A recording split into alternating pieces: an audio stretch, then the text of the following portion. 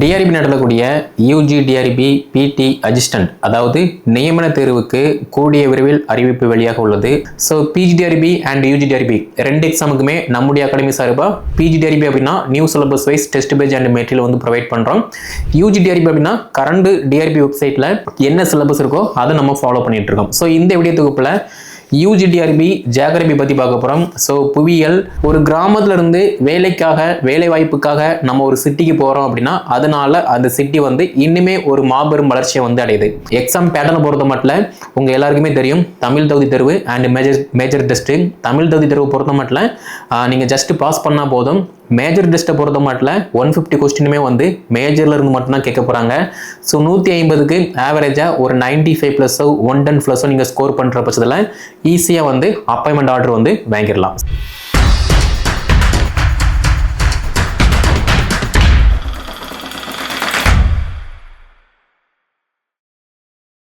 TRP நடத்தக்கூடிய UG TRP பிடி assistant அதாவது நியமன தேர்வுக்கு கூடிய விரைவில் அறிவிப்பு வெளியாக உள்ளது. அப்படி இருக்கும்போது நீங்கள் பேப்பர் 2 பாஸ் பண்ணி அந்த எலிஜிபிள் சர்டிஃபிகேட் வச்சுருந்தீங்க அப்படின்னா நியமன தேர்வுக்கு ஈஸியாக அப்ளை பண்ணலாம். அதாவது யூஜி டிஆர்பி எக்ஸாமுக்கு அப்ளை பண்ணலாம். அதே மாதிரி ஆல்ரெடி உங்கள் எல்லாருக்குமே தெரியும் கிட்டத்தட்ட 841 காலி இடங்கள் இருக்குது அப்படிங்கிற மாதிரி பட்ஜெட்டில் வந்து ரிப்போர்ட் பண்ணாங்க. கூடிய விரைவில் இதுக்கான அறிவிப்பை வந்து நாங்கள் வெளியிடுவோம், இந்த காலிடங்கள் எல்லாமே நாங்கள் வந்து ஃபில் பண்ண போகிறோம் அப்படிங்கிற மாதிரியுமே வந்து ஸ்டேட்மெண்ட் இருக்குது. அப்படி இருக்கும்போது பிஜிடிஆர்பி அண்ட் யூஜிடிஆர்பி ரெண்டு எக்ஸாமுமே வந்து வர வாய்ப்பு இருக்குது. இது போக college TRB and polytechnic college TRB, then PO exam, TET exam, இந்த மாதிரி எக்ஸாமுமே வந்து வர வாய்ப்பு இருக்குது.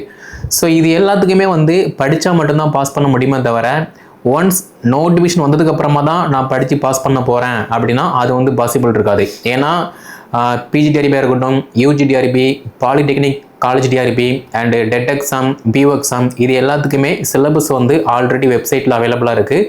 தென் நிறைய டீச்சர்ஸ் வந்து அட்வான்ஸாக வந்து படிச்சுட்டு இருக்காங்க.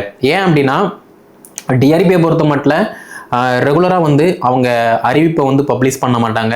அவங்களுக்கு எப்போ தோணுதோ அதுக்கு தகுந்த மாதிரி அவங்க வந்து பப்ளிஷ் பண்ணுறாங்க. அப்படி இருக்கும்போது நம்ம வரக்கூடிய எக்ஸாமில் பாஸ் பண்ணணும் அப்படின்னா படித்தா மட்டும்தான் பாஸ் பண்ண முடியுமே தவிர அதை விட்டுட்டு அந்த யூடியூப் சேனல் வந்து அப்படி சொன்னாங்க, சொந்தக்காரங்க வந்து இப்படி சொன்னாங்க, கூட ஒர்க் பண்ணுற டீச்சர் வந்து இப்படி சொன்னாங்க, அதனால நான் வந்து ப்ரிப்ரேஷன் பண்ணலை, ஒன்ஸ் நோட்டிஃபிகேஷன் வந்ததுக்கப்புறமா தான் நான் வந்து படிக்க ஸ்டார்ட் பண்ணுவேன் அப்படின்னா நீங்கள் பாஸ் பண்ணுறது ரொம்ப கஷ்டம். ஏன்னா இப்போ உள்ள சிச்சுவேஷனில் நம்ம அகாடமியில் வந்து பார்த்தீங்க அப்படின்னா TET exam, PGTRB, UGTRB, PO exam, college TRB, இந்த மாதிரி எல்லா எக்ஸாமுக்குமே வந்து அட்வான்ஸாக வந்து படிச்சுட்டு இருக்காங்க. அப்போ யார் ஒரு போருக்கு தேவையான பயிற்சி எல்லாத்தையுமே ப்ராப்பராக வந்து ப்ராக்டிஸ் பண்ணுறாங்களோ அவங்க மட்டும்தான் அந்த போரில் வந்து சக்ஸஸ்ஃபுல்லாக வெற்றி அடைய முடியும். அதே மாதிரி தான் போட்டித் தேர்வு. யார் சிலபஸ், ப்ரீவியஸ் இயர் கொஸ்டின், அடிப்படையான டேட்டா இது எல்லாத்தையுமே ஃபாலோ பண்ணி சிலபஸ் வைஸ் படித்ததை டெஸ்ட் ப்ராக்டிஸ் பண்ணுறாங்களோ அவங்க தான் வந்து பாஸ் பண்ண முடியுமே தவிர அறிவிப்பு வந்ததுக்கப்புறமா தான் நான் வந்து படிக்க ஸ்டார்ட் பண்ண போகிறேன், நான் மொத்தமாக சேர்த்து வச்சு படிப்பேன் அப்படின்னா அது வந்து பாசிபிள் கிடையாது. ஏன்னா போட்டித் தேர்வு பொறுத்த மட்டும் உங்கள் எல்லாருக்குமே தெரியும் போட்டி வந்து அதிகமாக இருக்கும். ஸோ அதுக்கு தகுந்த மாதிரி நம்ம மார்க் ஸ்கோர் பண்ணினா மட்டும்தான் ஈஸியாக அப்பாயின்மெண்ட் ஆக முடியும். சரியா? ஸோ பிஜிடிஆர்பி அண்ட் யூஜிடிஆர்பி ரெண்டு எக்ஸாமுக்குமே நம்முடைய அகாடமி சார்பாக பிஜிடிஆர்பி அப்படின்னா new syllabus wise test page and material வந்து ப்ரொவைட் பண்ணுறோம். யூஜிடிஆர்பி அப்படின்னா கரண்ட் டிஆர்பி வெப்சைட்டில் என்ன சிலபஸ் இருக்கோ அதை நம்ம ஃபாலோ பண்ணிட்டு இருக்கோம். ஸோ இந்த வீடியோ தொகுப்பில் யூஜிடிஆர்பி ஜியாகிரபி பற்றி பார்க்க போகிறோம். ஸோ புவியியல் யூஜிடிஆர்பி ஜியாகிரபியை பொறுத்த மட்டும் Tamil medium and English medium ரெண்டுக்குமே வந்து மெட்டீரியல் ப்ளஸ் டெஸ்ட் பேஜ் வந்து அவைலபிளாக இருக்குது. இதில் நம்ம அகாடமியில் ப்ரீவியஸ் இயரில் படித்த டீச்சர்ஸ் வந்து பாஸ் பண்ணி இப்போ அப்பாயின்மெண்ட் வாங்க போகிறாங்க. அதில் 1 மார்க்கு 2 மார்க்கு 5 10 மார்க்கில் மிஸ் பண்ணிவிட்டு அப்பாயின்மெண்ட் கிடைக்காம அடுத்து படிக்கக்கூடிய டீச்சர்ஸுமே வந்து இப்போ மறுபடியும் ஜாயின் பண்ணி படிச்சுட்டு இருக்காங்க. அப்படி இருக்கும்போது சிலபஸில் ஒரு 10 யூனிட் அவைலபிளாக இருக்குது. இந்த 10 யூனிட்டுமே வந்து மஸ்ட் இம்பார்ட்டன்ஸ். இந்த 10 யூனிட்ல இருந்து மட்டும்தான் 150 வினாக்கள் வந்து கேட்க போகிறாங்க.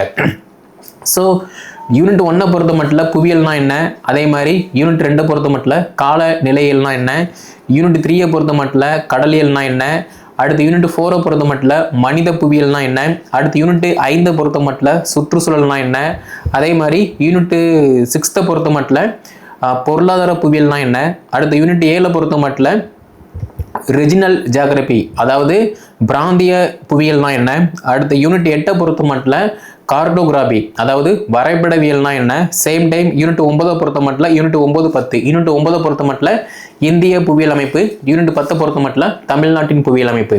இப்போ புவியியல் அப்படின்னு எடுத்துக்கிட்டோம் அப்படின்னா ஒரு காலகட்டத்தில் ஒரு கிராமம் இருக்கும், தன்னுடைய பொருளாதார வாழ்க்கைக்காக வந்து ஒரு இடத்துல இருந்து வேற ஒரு இடத்துக்கு வந்து போவோம். ஃபார் எக்ஸாம்பிள் இப்போ தென்காசி மாவட்டம் இருக்கு அப்படின்னா தென்காசி மாவட்டம் வந்து ஒரு டைம்ல வந்து ரொம்ப கிராமமாக இருந்திருக்கும். அதே மாதிரி சென்னையை பொறுத்த மட்டும் ஒரு 2012 அதே மாதிரி 1997 அந்த ஸ்டேஜில் வந்து சென்னை வந்து ஒரு பெரிய சிட்டி, இப்போவுமே வந்து பெரிய சிட்டி தான். அப்படி இருக்கும்போது ஒரு கிராமத்துல இருந்து வேலைக்காக வேலை வாய்ப்புக்காக நம்ம ஒரு சிட்டிக்கு போகிறோம் அப்படின்னா அதனால அந்த சிட்டி வந்து இன்னுமே ஒரு மாபெரும் வளர்ச்சியை வந்து அடையுது.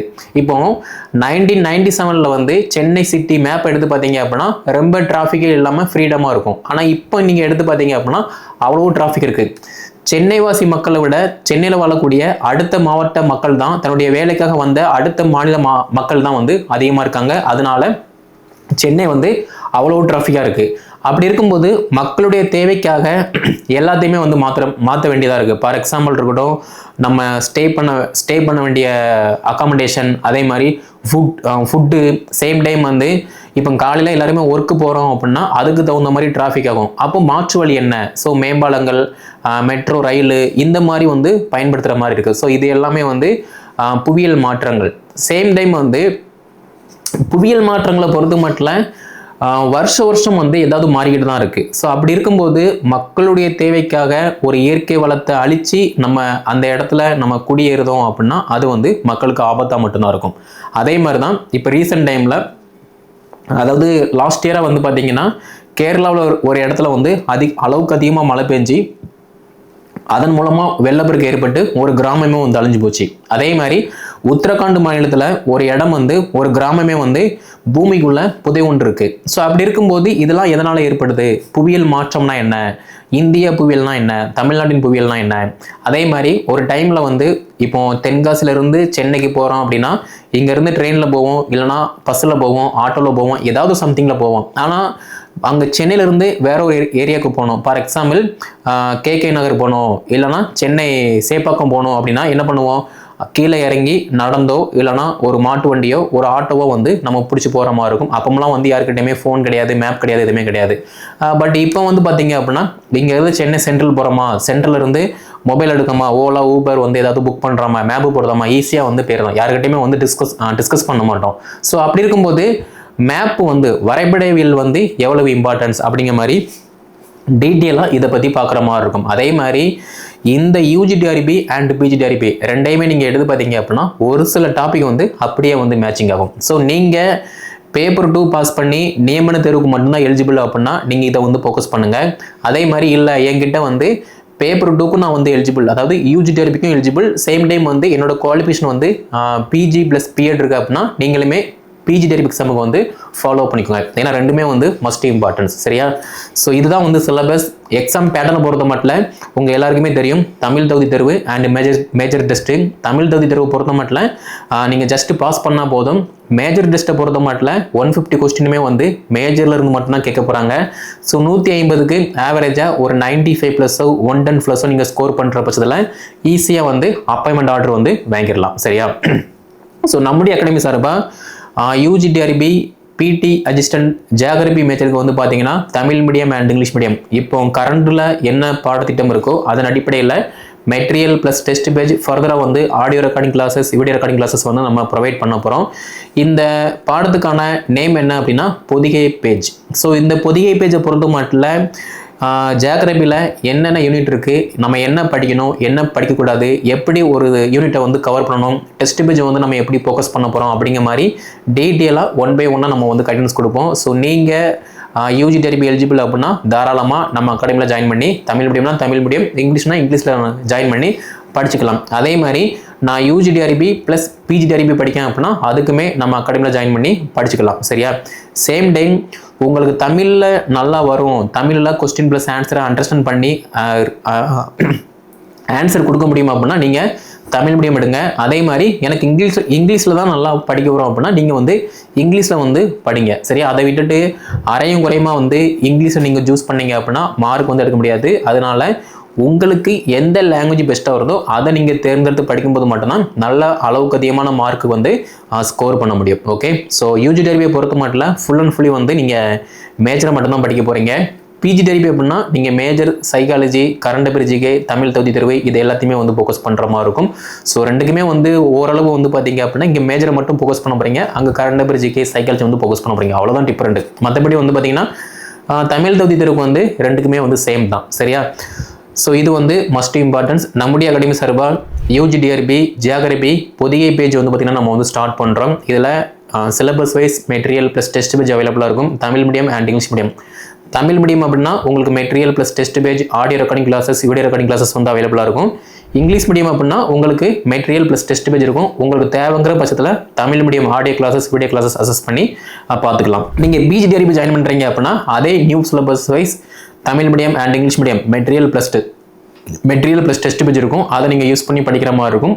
அதே மாதிரி எல்லாமே வந்து பார்த்தீங்கன்னா ஆன்லைன் மோடு தான். ஸோ ஒன்ஸ் அறிவிப்பு வந்துருச்சு அப்படின்னா டைம் வந்து ரொம்ப கம்மியாக தான் இருக்கும். ஸோ இப்போ இருந்தே நீங்கள் படிக்க ஸ்டார்ட் பண்ணுறீங்க அப்படின்னா எல்லாமே வந்து நம்ம பர்ஃபெக்டாக வந்து கவர் பண்ணலாம். அதே மாதிரி எக்ஸாம் வந்துருச்சு அப்படின்னா நமக்கு நம்ம எப்படி படிக்க போகிறோம், எப்படி பாஸ் பண்ண போகிறோம் அப்படிங்கிற மாதிரி ஒரு மனக்குழப்பம், ஒரு பயமாகவே இருக்கும். ஸோ இப்போ இருந்தே நீங்கள் படிக்க ஸ்டார்ட் பண்ணிட்டீங்க அப்படின்னா எந்த விதமான பயமும் இல்லாமல் சிலபஸை ஈஸியாக கம்ப்ளீட் பண்ணலாம். எக்ஸாம் அறிவிப்பு வந்துருச்சு அப்படின்னா படித்ததை நல்லா ரீட் பண்ணலாம், ரிவைஸ் பண்ணலாம், டெஸ்ட் நல்லா போட்டு பார்க்கலாம். டெஸ்ட் தான் வந்து மஸ்ட் இம்பார்ட்டன்ஸ். ஏன்னா யூஜி டிஆர்பி, பிஜி டிஆர்பி ரெண்டு எக்ஸாமுக்குமே வந்து நிறைய டீச்சர்ஸ் வந்து அப்ளை பண்ணுவாங்க. பட் யாரெல்லாம் ப்ராப்பராக வந்து டெஸ்ட் ப்ராக்டிஸ் பண்ணுறாங்களோ அவங்க மட்டும்தான் பாஸ் பண்ண முடியும். ஸோ படிச்சுக்கிட்டு மட்டும் இல்லாமல் படித்ததை ப்ராப்பராக நீங்கள் டெஸ்ட் போட்டு பாருங்கள். அதுதான் வந்து மஸ்ட் இம்பார்ட்டன்ஸ். சரியா?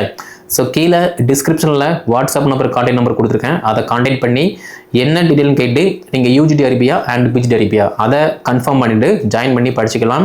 இந்த வீடியோ தொகுப்பை UG TRB geography and PG TRB geography preparation பண்ணக்கூடிய school teachers and BEd, MEd student இவங்க எல்லாத்தையுமே ஷேர் பண்ணுங்கள். அவங்களும் வந்து படித்து பயன்படுத்தும். நம்முடைய சேனல் நீங்கள் சப்ஸ்கிரைப் பண்ணல அப்படின்னா சப்ஸ்கிரைப் பண்ணிக்கோங்க. அடுத்த வீடியோ தொகுப்பில் UG TRB and PG TRB ஒவ்வொரு யூனிட்டுமே வந்து நம்ம எப்படி கவர் பண்ணணும் அப்படிங்கிற மாதிரி டீட்டெயிலாக பார்க்கலாம்.